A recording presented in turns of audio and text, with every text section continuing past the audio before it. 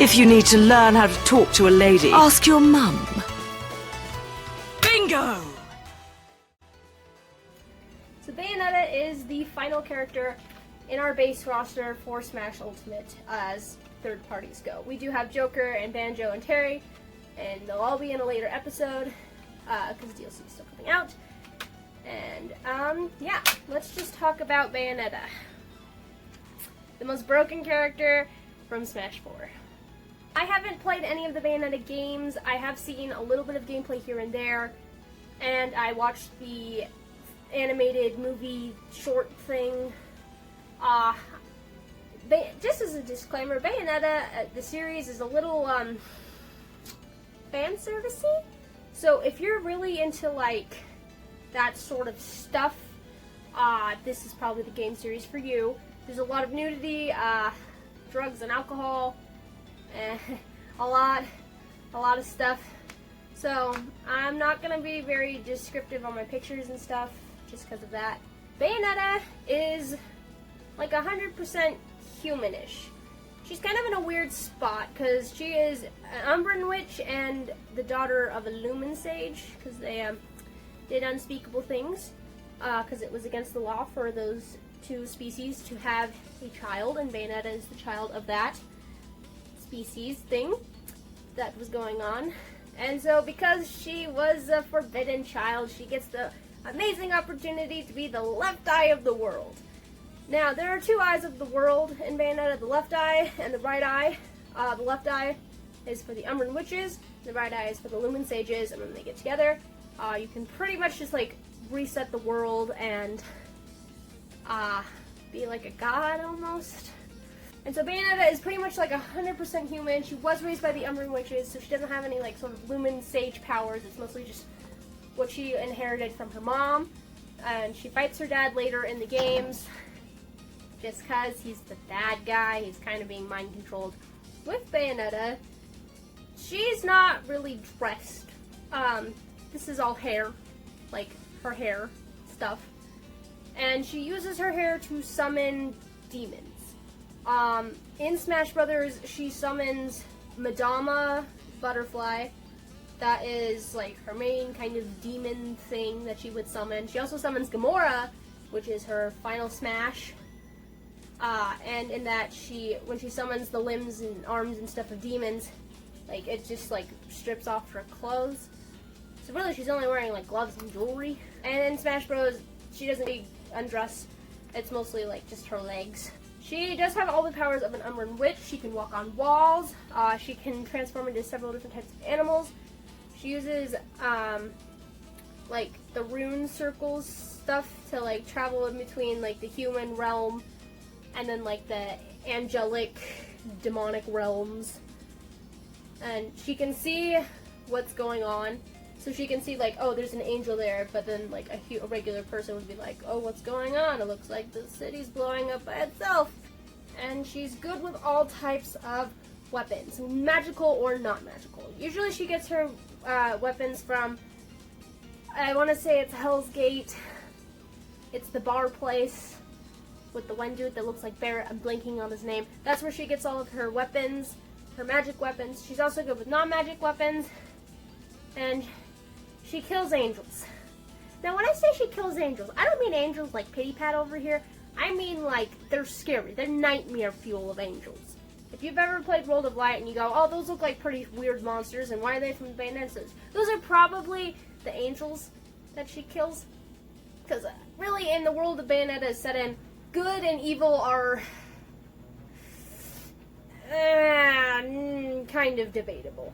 Because the Lumen Sages can be evil, because they're trying to reset the world, but the Umbran Witches are like the main, like supposedly evil because they work with demons. It's just up for debate. You can tell I'm really uncomfortable about talking about Bayonetta.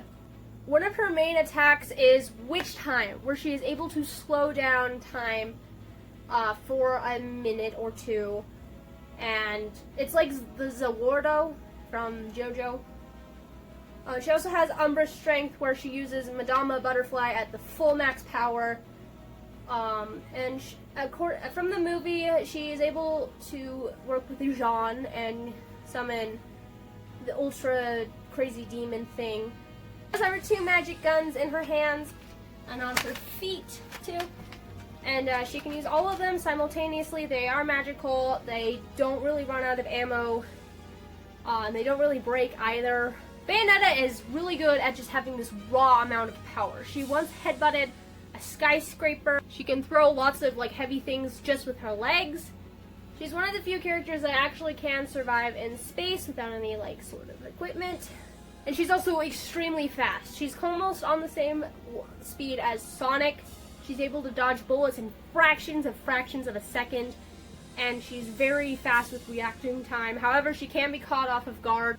And she has defeated the Jubileus and lots of other godlike entities, as well as lots of the angels. So the angels, you have your Goomba angels, they're like, not too bad. And there's like different levels of angels. And the really high level of angels can be like godlike. It's scary. There's a reason she was very overpowered in Smash 4. It's because she's very overpowered in her regular series. She can be stabbed with a sword and die. She's kind of somewhat immune to like normal people weapons. Like she can take a couple bullets and be fine. She has like the power called Wicked Weaves. And if you cut her hair, you're kind of like cutting off her source of power, because that's mostly where that's what she uses to summon the demons. And yeah, she has a lot of hair, like all of this little extra stuff that just hangs off of her. That's hair. As well as like most of her clothing. She's like a monkey. She can use all 4 limbs and she's very hairy. And her best sort of attack thing is the Umbran Climax.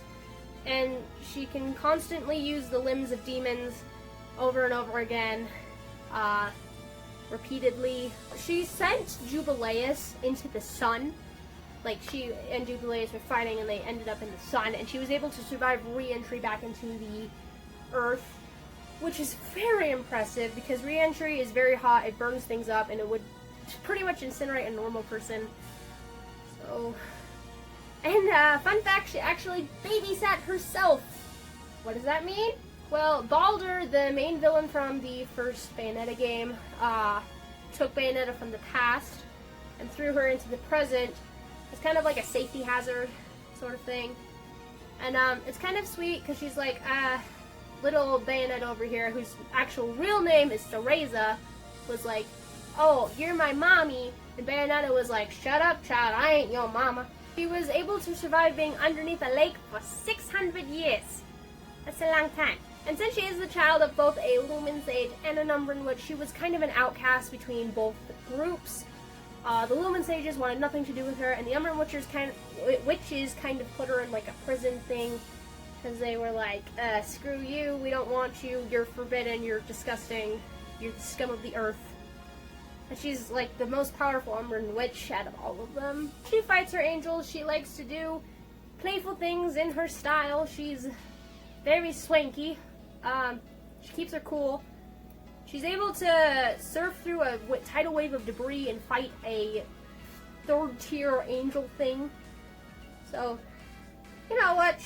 She's overpowered in Smash 4 for a very good reason. She has a couple of her magic weapons. She has one that can suck out the soul of whatever it's attached to. She has a Doria, which is gauntlets of fire or electricity. She has Odette, which are ice skates that can freeze lava. She can cause earthquakes. So, that's Bayonetta kind of in a nutshell. I am really sorry. I haven't played the games. You probably know who the winner is, but you'll probably be surprised to see what the rankings are for this episode. So I'll turn it over to my regular self and see who's the best. Umbran Witch away. Now that Bayonetta's done, let's get to our rankings. Yay! So, starting us off at the very bottom, we have Pac-Man. Now, Pac-Man is at this bottom because he does stuff, but it's not good enough. Like, defeating Glovis, that's great, but it's not enough. Going super, still not enough. And, like, a couple of other really strong people are on this list, so it just kind of makes sense that the Paxter would be at the 5. we have Snake. Snake is the world's greatest super soldier by far. He's incredible. He's taken down so many Metal Gears and survived a crap ton of stuff. I'll explain a little bit in a second, but Snake is just lower because everyone else's accomplishments are a little bit higher, and he does have human limitations.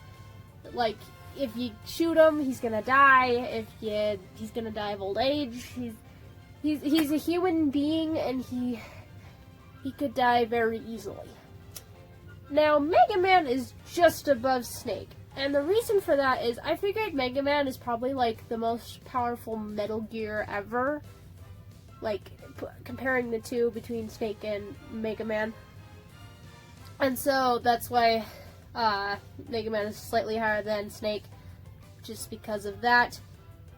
And mostly, it's just because, well, Mega Man can run out of ammo, and he can overheat eventually. That's why Mega Man is our 4th place. Originally I had him at 3rd, but after some thinking, it just made more sense to put him in 4th place. Okay. 3rd place we have Cloud. Cloud has beat Sephiroth. He definitely doesn't have as many accomplishments wise as some of the others, but Sephiroth is on like the level of a god, so that kind of gives him a boost. And he does use his Mako stuff, materia stuff. And he does use his materia stuff to help him beat others, and he can use summoning materia and his Buster Sword, and he's very strong. He's just not too strong, I guess. Honestly, I think if Cloud were to go up against maybe Snake, they would be kind of even, but Cloud just has a slightly better advantage because he's like a super version of Snake, but hasn't had as many accomplishments, if that makes sense. That's our number 3. Our number 2 is Sonic. I almost wanted to give Sonic the number 1 spot. Sonic is probably definitely within the top 15 characters, just because he is very fast, and he's very durable, and he has his spikes and quills and stuff, and he also has power up the Chaos Emeralds, so that kind of just like outbeats everything else. And he does take down like godlike entities very frequently, actually. More frequently than I originally anticipated. So that is why Sonic is our number 2. And obviously our number 1 is Bayonetta. Mostly just because she takes down the angels and Lumen Sages. And Bayonetta and Sonic are very close together. Definitely within the top 10.